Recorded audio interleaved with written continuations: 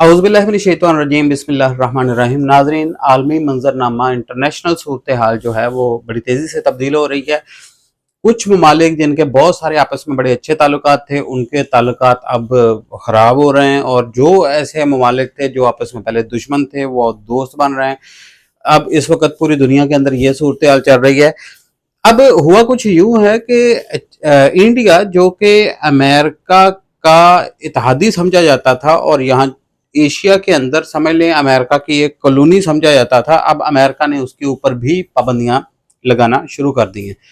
ये अमेरिका बड़ा जाके डोनाल्ड ट्रंप से जफियां डाल रहा था, और वहाँ पे डोनाल्ड ट्रंप के साथ बड़ा इसने शुरू किया हुआ था, और अमेरिका के साथ बड़ी दोस्ती यारी की बातें करते थे कि देखें जी, अमेरिका इंडिया का बड़ा बेहतरीन दोस्त है, अमेरिका कभी भी इंडिया को धोखा नहीं देगा। अब हुआ कुछ यूं है कि रूस ने, आपको पता है कि यूक्रेन के ऊपर हमला किया हुआ है, तो रूस के यूक्रेन के ऊपर हमला जो है वो अमेरिका ने असल में जो प्लानिंग की हुई थी वो ये थी कि इस जंग के अंदर वो चाइना को भी ले आएगा। चाइना डायरेक्ट रूस की मदद करते हुए इस जंग के अंदर इन्वॉल्व होगा, जिसकी वजह से चाइना की इकोनॉमी नीचे जाएगी, क्योंकि जो भी कंट्री जंग के अंदर इन्वॉल्व होता है उसकी इकोनॉमी नीचे जाती है। उसकी वजह यह है कि उसका बहुत सारा सरमाया जो कि असल में मईशत को आगे बढ़ाने पे लगना होता है, वो सरमाया फिर जंग के अंदर झोंक दिया जाता है। तो अमेरिका की ये प्लानिंग थी कि वो रूस ने जो यूक्रेन के ऊपर हमला किया, तो वो असल में शिकार करना चाहता था चाइना का, और चाइना प्लानिंग ये थी कि चाइना फिर रूस के साथ मिलके, क्योंकि वो दोनों एक दूसरे के इत्तेहादी हैं, तो रूस को गिरता देख के रूस की मदद करने के लिए चाइना आएगा, और ये दोनों ममालिक उस जंग के अंदर कूद जाएंगे। मगर हुआ कुछ यूं है कि चाइना ने डायरेक्ट इस जंग के अंदर इन्वॉल्व होने से अपने आप को बैक फुट पे रखा है। चाइना डायरेक्ट इस जंग के अंदर इन्वॉल्व नहीं हो रहा, तो और पीछे से सपोर्ट वो रशिया की कर रहा है। और हुआ ऐसे है कि वो रशिया ने तकरीबन 4 साल हो गए जंग छेड़ी हुई, अभी तक उसने जंग खत्म नहीं की। अमेरिका यूक्रेन की मदद करता रहा तकरीबन 4 साल, और यूरोप पूरा यूक्रेन की मदद करता रहा। उन्होंने रशिया के ऊपर बहुत सारी पाबंदियां भी लगाई हुई थी, और जो ममालिक रशिया से ऑयल खरीदते थे उन ममालिक के ऊपर भी पाबंदियां लगाई थी। और चाइना भी उन ममालिक में शामिल है जो रशिया से ऑयल खरीदते हैं। उसके अलावा इंडिया उनसे बड़ा तेल खरीदता है, और उसके अलावा ब्राज़ील, पाकिस्तान, श्रीलंका, ये काफ़ी ममालिक हैं। पाकिस्तान, श्रीलंका ये थोड़ा तेल खरीदते हैं। ब्राज़ील और चाइना सबसे ज़्यादा तेल खरीदता है, उसके बाद इंडिया और उसके बाद ब्राज़ील, ये 3 ममालिक है बड़े जो रशिया से सबसे ज़्यादा तेल खरीदते हैं।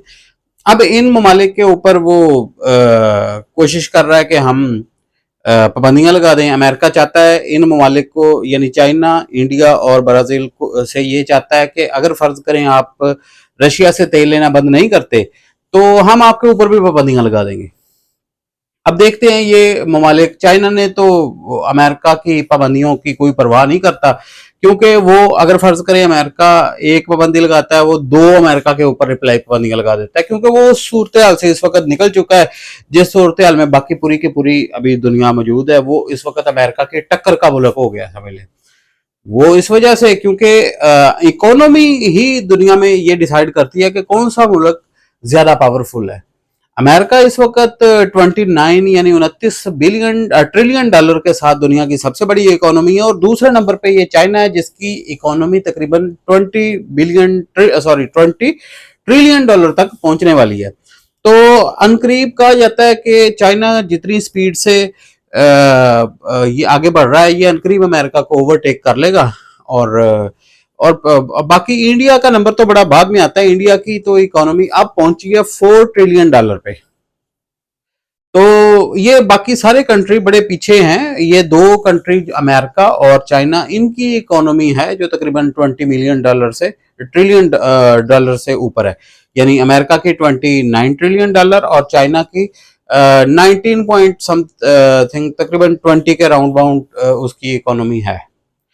तो चाइना को तो इस बात की बिल्कुल भी परवाह नहीं है कि अमेरिका उसके ऊपर पाबंदियां लगाए ना लगाए, उसको फर्क नहीं पड़ता। मगर इंडिया और ब्राजील को बड़ा फर्क पड़ता है, क्योंकि ये पहले ही अमेरिका के ब्लॉक में थे और ये चाहते थे कि अमेरिका के साथ भी ताल्लुकात कायम रखे जाएं, रशिया के साथ भी रखे जाएं। इंडिया के साथ इसकी इनकी जंग होती रहती थी, इंडिया की ये चाइना के साथ इंडिया की जंग होती रहती थी। मगर वो अपना निज़ाम चला रहा था। हुआ कुछ यूं कि इंडिया की कुछ ऐसी कंपनियां थी जो कि रशिया से सस्ता तेल खरीद के तकरीबन 60 जो डॉलर पर बैरल के हिसाब से तेल रशिया से खरीदती थी और उसको बड़ा महंगा तेल फिर आगे वो उसी ऑयल को बड़े ज्यादा पैसों में यूरोप को बेचती थी। अब वो कंपनी इंडिया की जो ये काम करती थी कि रशिया से सस्ता तेल खरीद के यूरोप को महंगा बेचती थी, अब अमेरिका ने उस कंपनी के ऊपर भी पाबंदी लगा दी है, बल्कि यूरोप ने उस कंपनी के ऊपर पाबंदी लगाई है कि ये कंपनी अब हमें ऑयल नहीं दे सकती। उसकी वजह ये बताई जा रही है कि वो ये चाहते हैं, अमेरिका और यूरोप ये चाहते हैं कि रशिया क्योंकि इस जंग को लंबा कर रहा है यूक्रेन के ऊपर जो उसने हमला किया हुआ है, तो वो जंग को खत्म करे जितनी जल्दी हो सकता है। वो इस वजह से वो रशिया के ऊपर पाबंदियां लगा रहे हैं, ताकि क्योंकि अगर फर्ज करें रशिया की इकोनॉमी नीचे जाएगी तो उसके ऊपर इतने उसके पास इतने पैसे नहीं होंगे कि वो इस जंग को मजीद लंबा खींच सके। अब मामला ये है कि इंडिया को इस सूरत हाल पे बड़ा नुकसान होने वाला है, क्योंकि इंडिया ने सिर्फ एक पिछले अप्रैल के महीने में इंडिया ने $1 बिलियन सिर्फ इस चीज से कमा लिए कि वो रशिया से सस्ता तेल लेके आगे यूरोप को सप्लाई करता था। तो अब वो इंडिया का जो दाना पानी था वो यहां से भी बंद हो रहा है। अब देखते हैं कि इसकी क्या नेक्स्ट सूरत हाल बनती है। तो अब वो अमेरिका की जो प्लानिंग थी चाइना को इस जंग में धकेलने की, पहले अमेरिका ने इंडिया के हालात और चाइना के आपस में हालात खराब करने की कोशिश की और ये चाहा कि चाइना जो है वो इस जंग के अंदर कूद जाए। मगर चाइना ने बड़े समझदारी से काम लिया, उसने इंडिया को ऐसा जवाब दिया कि वो इंडिया अब इतना डर गया है चाइना से कि वो अब उसकी तरफ आंख भी उठा के नहीं देखता। बल्कि ये कहा जाता है कि जो भारतीय जो प्राइम मिनिस्टर हैं मोदी, उनके जुबान पे अभी तक Chinese prime minister Xi Jinping का नाम ही नहीं आया, क्योंकि वो ये कहते हैं कि अगर फर्ज करें कोई गलत लफ्ज बोल दिए चाइनीज वजीर आजम के सदर के बारे में तो कहीं चाइना दोबारा इंडिया के ऊपर अटैक ना कर दे। तो इंडिया को तो उन्होंने चाइना ने बड़ा डरा के रखा हुआ है। तो उसके बाद अब बात यह है कि यहां से तो अमेरिका नाकाम हो गया कि चाइना और इंडिया की आपस में जंग करवाने से नाकाम हो गया। फिर उसने क्या किया, उसने पाकिस्तान और इंडिया की जंग करवाने का सोचा और इंडिया को कहा कि भाई चाइना तो एक बड़ा कंट्री है, तो आप इस तरह करें कि पाकिस्तान के ऊपर हमला कर दें। पाकिस्तान तो एक छोटा सा मुल्क है, तो अगर फर्ज करें कि पाकिस्तान के ऊपर आप हमला करते हैं तो अवाम में भारतीय प्राइम मिनिस्टर जो मोदी हैं उनकी पॉपुलैरिटी भी ज्यादा बढ़ेगी कि देखिए जी इन्होंने पाकिस्तान के ऊपर हमला किया। क्योंकि पाकिस्तान का चूरन वो ना 80 साल से वो यही चूरन बेचते हैं कि हम पाकिस्तान के साथ ये कर देंगे। तो इंडिया ने वो पाकिस्तान के ऊपर हमला किया और अमेरिका का ये प्लान था कि जिस वक्त पाकिस्तान के ऊपर इंडिया हमला करेगा तो चाइना को फिर पाकिस्तान की सपोर्ट में साथ आना पड़ेगा। तो उस वजह से ये चाइना जंग के अंदर इन्वॉल्व हो जाएगा। तो चाइना ने यहां भी समझदारी की, उन्होंने डायरेक्ट इंडिया के साथ यहां भी कोई कन्फ्लिक्ट नहीं किया। उन्होंने पाकिस्तान की नो डाउट बड़ी सपोर्ट की इस जंग में। और पाकिस्तान ने जब इंडिया को आगे से जवाब दिया तो पाकिस्तान का जवाब इतना ज्यादा जारहाना था, इतना खतरनाक था कि इंडिया जो है वो इस वक्त पाकिस्तान के साथ दोबारा कन्फ्रंटेशन नहीं करना चाहता, क्योंकि उनको समझ आ गई है कि ये अब वो पहले वाला पाकिस्तान नहीं रहा कि उसको हम आसानी से दबा लेंगे, उसका पूरी दुनिया में अपना बयानिया चला लेंगे, पूरी दुनिया में अपनी बात मनवा लेंगे। अब दुनिया पाकिस्तान की भी बात बराबर पे सुनती है, क्योंकि पाकिस्तान का जो बयानिया इस वक्त दुनिया ने, मतलब जिस तरह पाकिस्तान ने वर्क किया इस बयानिया पे, पूरी दुनिया ने इस बयानिया को तस्लीम किया। तो अमेरिका ये दूसरे महाज पे भी नाकाम हो गया। अब तीसरा महाज ये यूक्रेन वाला था जो कि पहले से ही शुरू था। अमेरिका चाहता था कि रशिया तो इस जंग में हमने इन्वॉल्व किया है, साथ चाइना भी इस जंग में इन्वॉल्व हो जाए। ताकि इन दोनों ममालिक की, जो कि अमेरिका के सामने खड़े होने वाले कंट्री हैं, उनकी इकोनॉमी जमीन बोझ हो जाए, क्योंकि जंगों में उलझ जाएंगे। तो उसके बाद फिर हम दुनिया की सुपर पावर एक बार फिर सिर्फ one and only super power हम दोबारा बन जाएंगे। तो मगर यहाँ पे भी चाइना बड़ी समझदारी का मुजाहरा कर रहा है। उसने डायरेक्ट उस जंग में जाने से इनकार कर दिया है। तो वो जंग जो कि यूरोप के एक कंट्री यूक्रेन के साथ रशिया की लगी हुई है, तो वो यूक्रेन, आपको मैं बताता चलूं कि यूरोप का अगर कोई सबसे बड़ा कंट्री है तो वो यूक्रेन है, और उसका रकबा 6.5 लाख मुरब्बा किलोमीटर है। दूसरे नंबर पे जो यूरोप का जो सबसे बड़ा कंट्री है वो फ्रांस है, तकरीबन 6 लाख के करीब उसका रकबा है। फिर स्पेन, और मगर ये सब एरिया वाइज सबसे बड़ा जो कंट्री है वो ये यूक्रेन ही है, और इसकी अच्छी खासी आबादी भी है। तो यूरोप का एक बड़ा मुल्क समझा जाता था, और इस मुल्क के ऊपर रशिया के हमले की वजह से पूरा का पूरा जो यूरोप का इलाका है, जितने भी यूरोप में कंट्रीज हैं, वो सारे इस वक्त बेचैनी का शिकार हैं। वहां पे जंग ज़दा माहौल है। वो सारे के सारे कंट्रीज ये समझते हैं कि इस वक्त, मतलब वहां पे पहले जो बड़ा पुरअमन माहौल हुआ करता था कि ये अपने आप को जंगों से बड़ा दूर लेके जा चुके थे। ये मुस्लिम ममालिक के अंदर तो जंगें करवाते थे, मगर अपने किसी भी कंट्री के अंदर जंग करवाने से ये मतलब परहेज करते थे। और वहां पे इन्होंने यूरोप के अंदर बड़ा पुरअमन माहौल रखा हुआ था, और अपना सारा का सारा बजट ये अपनी इकोनॉमी पे लगाते थे, और इनकी फौज भी बड़ी थोड़ी थी। और अगर फर्ज करें कोई असला, इनको यूरोपीय ममालिक को असला खरीदने की जरूरत नहीं पड़ती, बल्कि ये खुद असला बना के दूसरे कंट्रीज को भेजते हैं। अब हुआ कुछ यूं है कि जब रूस, क्योंकि एक बड़ा बहुत बड़ा कंट्री है, उसने यूक्रेन जो कि यूरोप का एक बहुत बड़ा मुल्क था उसके ऊपर हमला कर दिया और उसको जेर कर लिया। उसके बहुत सारे इलाके इस वक्त रूस ने कब्जा लिए हैं। तो अमेरिका जो कि ये चाहता था कि चाइना इस जंग में इन्वॉल्व हो और रशिया की इकोनॉमी कमजोर हो, शुरू में तो उसको बड़ा फायदा हुआ, मगर अब जैसे जैसे जंग लंबी हो रही है, वो यूरोप के अंदर भी परेशानी बढ़ रही है कि ये तो पूरे यूरोप के अंदर एक डिसऑर्डर फैल रहा है, और वहां की आवाम के अंदर इंतशार और जंग जो है हमारे करीब आ गई। हमारे अब ये रशिया जो है यूक्रेन के ऊपर हमला करने के बाद यूरोप के बाकी ममालिक के ऊपर भी हमला कर सकता है। तो अब जब से ये सूरत हाल बनी है, तो वहां की आवाम बड़ी जो है ना वो पहले ही जो कि बड़ा पुरअमन रहते थे, अब वो इससे खौफजदा हो गए हैं रूस से।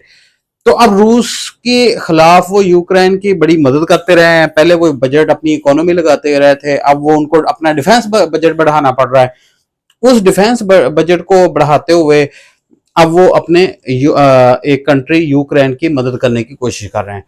और अमेरिका भी अब ये चाहता है कि ये वाली जंग अब रुक जाए, क्योंकि इस जंग का अब अमेरिका को भी नुकसान हो रहा है। क्योंकि उसकी वजह यह है कि अमेरिका की हजमनी जो पूरी दुनिया के ऊपर कायम थी, उसका असर, उसका दबाव पूरी दुनिया के ऊपर अमेरिका का कायम था, अब वो कम हो रहा है, क्योंकि उसकी अब बात नहीं सुन रहे ज्यादातर लोग।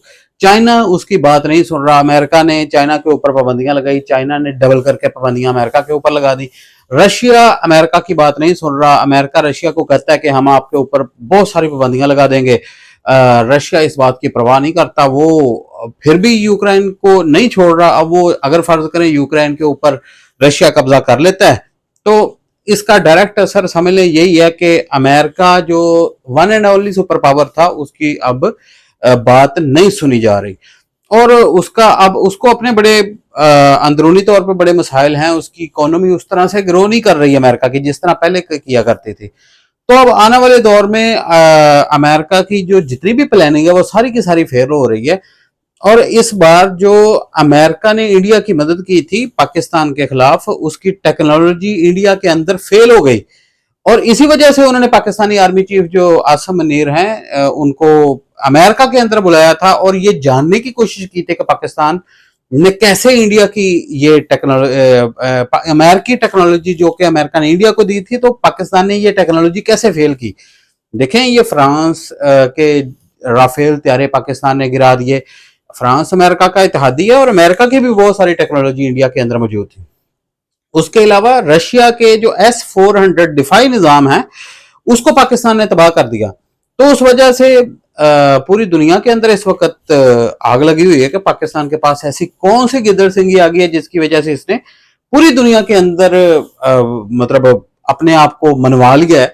एक अपने से 7 गुना बड़े कंट्री के ऊपर इसने ऐसी स्ट्राइक की कि वो बिल्कुल ही बौखला के रह गया, उसका दफाई निजाम पाकिस्तान ने उड़ा के रख दिया। तो इस वजह से पाकिस्तान की अहमियत पूरी दुनिया में बनी हुई है। जाहिर बात है कि अगर कोई ऐसा कंट्री जो दूसरी एक अपने से बहुत बड़े कंट्री को पिटाई करके रख दे उसकी, तो वो पूरी दुनिया फिर इस बात पे मजबूर हो जाती है कि उसको माने कि ये वाकई इसमें अगर कोई है इतना तब पढ़ के ये कर सकता है तो इसने किया है, वरना एवं सारे कंट्री तो नहीं दूसरे कंट्री को जेर कर सकते। तो इसी वजह से पाकिस्तान की रिस्पेक्ट है दुनिया। बहुत सारे लोग ये सोचते हैं कि पता नहीं आसम मुनीर को अमेरिका के अंदर इतनी इज्जत मिली आखिर क्यों है, बाकी दुनिया इसकी बड़ी रिस्पेक्ट कर रही है, पाकिस्तान की बड़ी रिस्पेक्ट कर रही है, ये पता नहीं क्यों है। वो भाई उसकी ये वजह है कि पाकिस्तान ने असल में जवाब इंडिया को ऐसा दिया है कि वो पूरी दुनिया सोचने के ऊपर मजबूर हो गई है। तो शुक्रिया, आपने ये व्लॉग देखा। आपने अगर आप फर्ज करें आपको ये व्लॉग अच्छा लगा, इसको सब्सक्राइब करें और इसको शेयर लाजमी करें। शुक्रिया, अस्सलाम वालेकुम।